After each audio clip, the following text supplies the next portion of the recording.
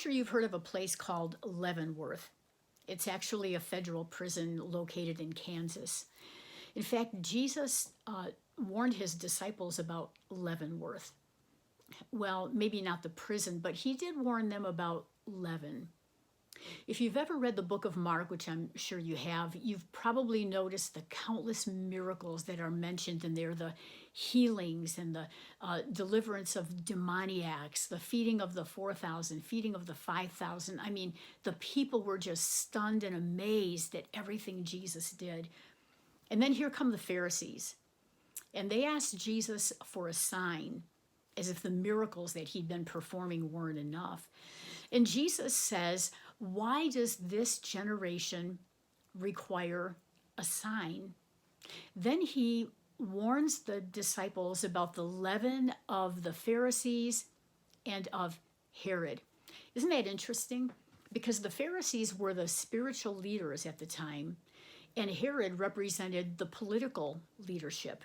And very seldom is leaven used in a positive sense in Scripture, but it's more with the understanding that a little bit of negativity, a little bit of falseness, a little bit of evil can come and work its way through an entire batch of dough. I'm thinking of a woman that I knew who attended a prayer group, and she would come in the prayer group and just mention how she needed a real miracle in her life. She prayed, the other people in the prayer group prayed, tried to encourage her.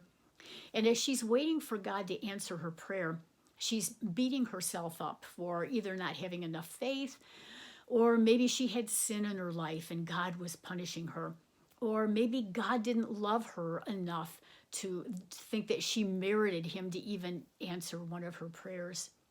But then when the prayer finally was answered and God performed a miracle, her response was, I just can't believe that God answered this prayer. I mean, I don't even know if that was God who did a work.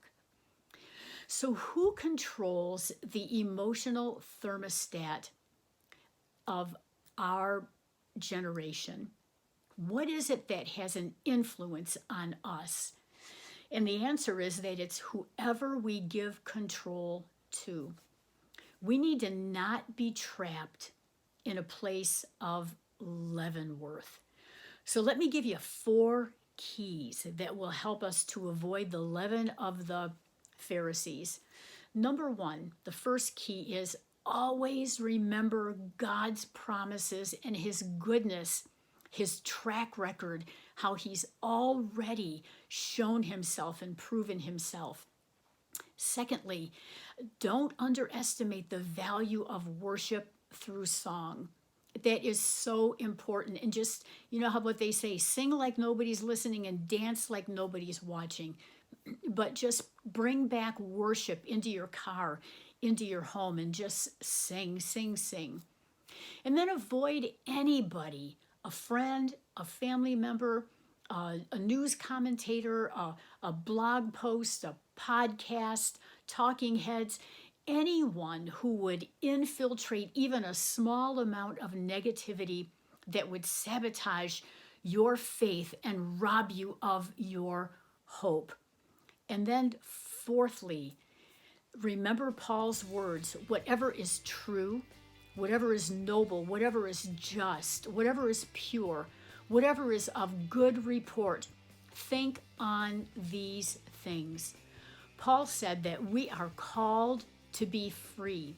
So beware of the negativity that would try to diminish the validity of Jesus, but walk as a true believer and someone who has control of your emotional thermostat.